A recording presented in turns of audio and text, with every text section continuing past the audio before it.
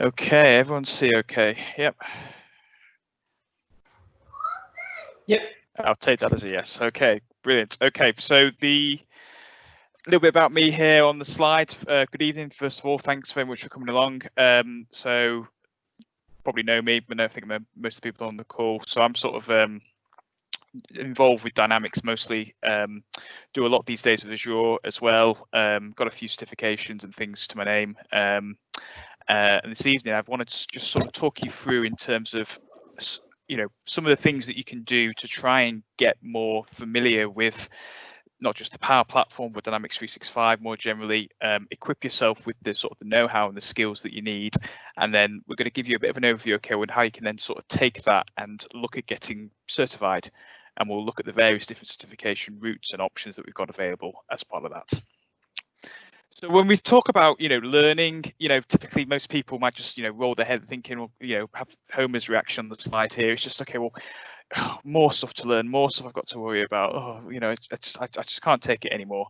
And it can, I think, particularly with the Power Platform, with the cloud these days, it can feel as if things are changing quite rapidly. So what are the incentives for learning? Why should you devote your time towards trying to keep on top of this and continuously learning? Well, I think all of us can sort of sympathise with the first reason. We want to make sure that we're sort of trying to sort of get that pay rise in. We're moving forward in our career.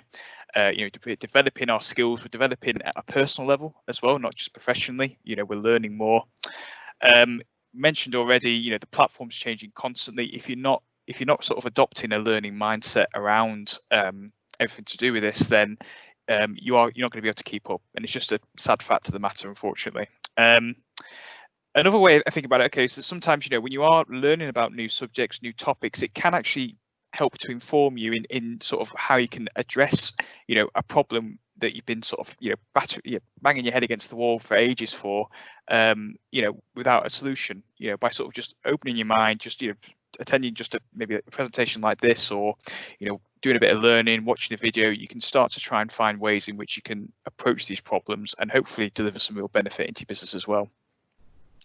When it comes to learning as well, what I find particularly when it comes to sort of searching for the jobs or going in for interview, being able to say that you've devoted some time yourself to being able to learn, so whether it's just, reading a few articles, completing a few courses online, getting involved as part of the virtual power group, for example.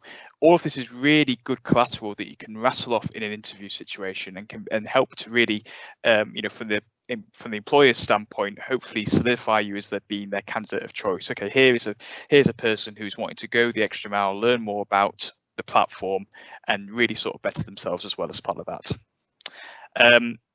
Another reason why, okay, well, I've certainly, when it comes to me, although I don't like generally moving outside my comfort zone sometimes, I often find that when I do, it's not as bad as I think it is. And two, I actually seem to perform better. I seem to actually get more out of it in terms of, both my, capacity for learning, both in terms of, completing something quicker than I expected it to. So by, potentially moving yourself outside the comfort zone, you might actually surprise yourself in terms of the results that you could get back. Finally, if all of this doesn't really matter to you, then, you get these nice little shiny badges if you get a certification, and who doesn't like a nice badge at the end of the day? So a few things there to sort of consider about learning.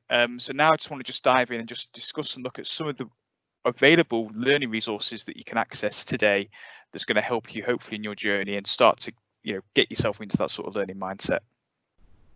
So I think perhaps one of the best things to come out of COVID at the moment is that we have got an absolute plethora of free, virtual events. Previously we did have, live events accompanying that, but they always had, the usual difficulties. Okay, how am I going to get down to Reading for the day? How am I going to pay for this? Who's going to pay for that? Blah, blah, blah. So at the moment we've now got lots of really great free events. And these are, events that you can, find out about really easily. You've got the virtual event hub. We'll make sure these slides are shared out to everyone afterwards so that you got these links, so don't worry too much about that. So the virtual event hub really is a great place of being able to collect together, not just learning and your community-based events, but also maybe some slight off-topic things as well. Some things that like the bespoke badger, if you've been attending that, it's a really good place for both community technical focused and non-technical focused events. And then finally, Microsoft themselves also do a lot of virtual events at the moment. So at the moment, when it comes to Dynamics 365 and the Power Platform, there's not that many currently in the calendar. There were earlier in the year, but they do regularly run these training days. And at the moment, these are all virtual. You can use the link below to basically find out, and they're covering a lot of different subjects. I think even at some point they had, potentially 1 or 2 day courses where, you'd learn all about Azure, the fundamentals of Azure, and then you get a free voucher to sit the exam afterwards. So, free event, free food, free exam. What's not to like, So keep your eye out on these events. They are there, and they can actually help, be a really great way of helping to, just be aware of what's going on, and, investigate, things to go away and learn in your own time. Now, the biggest resource that we've got at the moment for self-studying resources is the Microsoft Learn site. This is where a lot of the effort and a lot of the focus is going to be when it comes to learning content. And Microsoft have arguably been very good at sort of focusing, recognizing that we have got a skills gap and trying to sort of get some good content out there that people can start to use. So on this, you've got a mixture of different sort of learning paths, modules. You've got, in some cases, videos, lab exercises that you can go away and complete in your own time. There's a gamification element, so you can earn some XP and again get some sort of shiny badges and things like that. And when it comes to certifications as well, pretty much all of this content is going to link back to an official Microsoft exam. So, if you are potentially going down that route and you're struggling to find potential resources, to get you prepared, ready to sit an exam, Microsoft Learn is going to be your best port to call there. So yeah, I really would encourage you to sort of check that out. And there's all sorts of stuff there, not just Dynamics 365 Power Platform, but also Microsoft 365 as well, which is really great. So social media. So, I'm going to put my hands up. I would admit I am a very lazy person when it comes to these sort of stuff. And as we've said already, trying to sort of keep on top of all the new stuff that's happening at the moment can be very difficult. And this is where I think social media can sort of be your best friend here. It can be your sort of subliminal learning tool, just to sort of, get the inside track to a certain extent in terms of what's happening, not just in terms of how the platform is developing, but also in terms of, okay, well, there might be, an app in the day happening. There might be, a dashboard in a day event happening. Typically, those will be published out on social media. So really, if you're not already engaging with both Twitter and LinkedIn as platforms, not in the sense of, going on there and doing, a tweet every 5 minutes about, you walk to the shop and back again, but more just being on there, following the right people, most importantly, following the relevant hashtags. You'd be surprised at how much mileage you can get out of that. And, again, it's all about, just giving you that little bit of an edge in terms of being able to sort of, find out about what's happening. And then from there, you can then go and start to learn a bit more. Next on the list is that, and a great thing about this community, in particular, the Business Applications Power Platform community, is that you've got a lot of really great content coming out of YouTube. So you've not just got, for example, Microsoft people. You've got people such as, the Matt Collins-Jones, MCJ. At the moment, he's cranking out a video a day. I really don't know how he's doing it, but he's basically focusing on very specific topics, in flow, doing a deep dive, 5-minute video on that. So, that's something that you can watch in the morning, something that you can just watch, while you get in the commute and things like that. So I've put on here just a few names and a few channels just to sort of, maybe check out and look at. But this is a really great platform for you to sort of potentially look at consuming content through. So don't neglect that as part of your potential learning journey. And then finally, what I would say is that, when it comes to trying to sort of, find out or just get some help and pointers, use the community. So I've been involved with a few different technical communities, both Microsoft and non-Microsoft. The thing that continually surprises me about the Biz Apps, the Power Platform community, is that everyone is just really nice, really approachable. You can go to anybody at any time. There's always somebody there willing to help you. So not that I'm sort of saying that you need to start, bombarding people every day with questions and stuff like that, but don't be afraid to reach out to people. So for me, for example, if you've got a question on, let's say, MB400 exam, for example, tweet me, LinkedIn me. I'll be more than happy to help discuss it with you. And try and identify, align yourself in terms of, okay, well, who's the best person I need to speak to in the community? And as you start to engage with the social media platforms, as you start to see what's out there in terms of YouTube content, you'll hopefully get a fairly good idea. Okay, who do we need to go to? Okay, well, I've got a Power Automate question. Okay, well, maybe, you know, Matt Collins-Jones, he might be willing to help. And, you know, really at the end of the day, there are no stupid questions. You know, don't be afraid to ask something because you think, oh, they're just going to think I'm an idiot if I ask this question. Okay, we all started out somewhere, so, you know, at some point I've asked my own fair share of stupid questions, usually in front of customers, which doesn't usually bear for the best. But, you know, at the end of the day, it's how we learn. You know, we all got to sometimes take that risk. So use the community. We are there. We want to help at the end of the day. So hopefully that's helped in terms of giving you just a few ideas of things to go away. So once you've done that, you've sort of got your learning, started to learn, and you now want to think, okay, well, how can I actually further my career? How can I get a certification that's going to help me move my career forward? Now, the good thing about the the Dynamics 365 and Power Platform side of things at the moment is that we've got quite a few different exams. So this diagram on here gives you a good summary.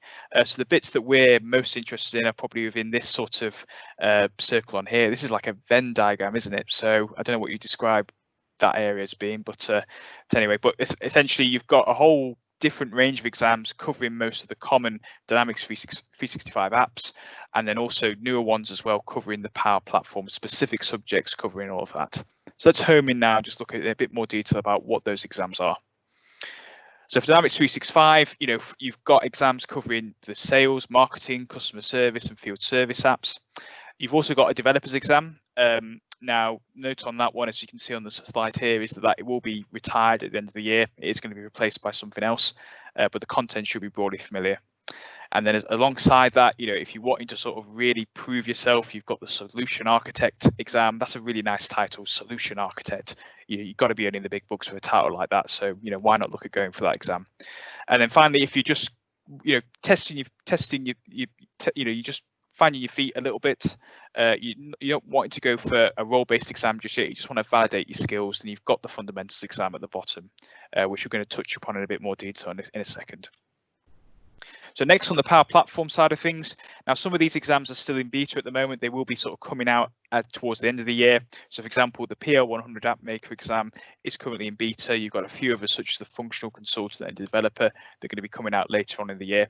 So these are really good if you are, you know, if you don't find yourself working too much with specific Dynamics 365 apps, you know, like the sales or customer service apps. These exams are really good. And likewise, if you wanted to be a solution architect, it's the same exam. Again, go for that if you got your eye on the big books. And then, as we said already, a fundamentals exam, which again, we're going to dive into in a bit more detail now in terms of what that involves.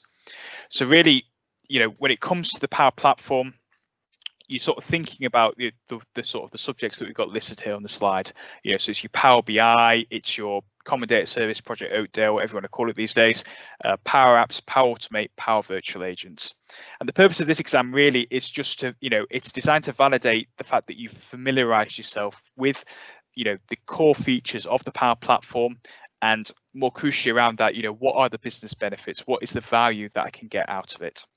Now, it's useful as an introduction. The thing to mention with it is that if you are potentially targeting, you know, an associate or expert level certification, it's not going to potentially map across towards that. You will have to sit additional exams, but really just as a way of being able to find your feet, it's definitely a really good intro for you to potentially look at.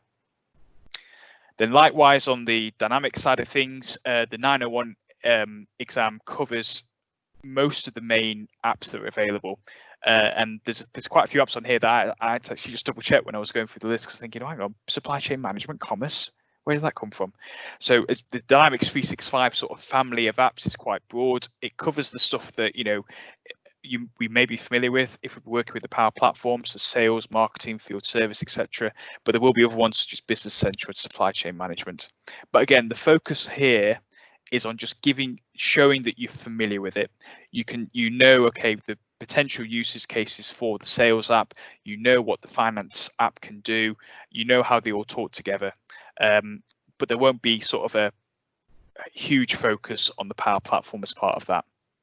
So it may be that you choose to sort of take PL900 alongside this, just to sort of cover both bases then, and you can sort of say, okay, I'm familiar with all of this now and I feel pretty confident.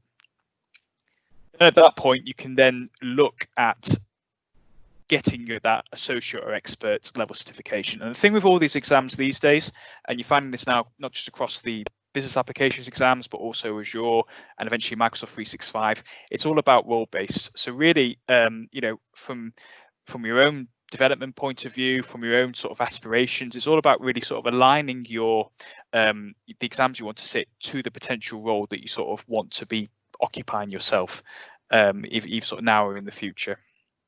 So for example, if you feel that you are better on the functional side of the application, then maybe MB210 for the sales app will be more your bag. If you are quite handy with code, you want to sort of do a lot more in terms of extending out the platform, then one of the developer exams will be great.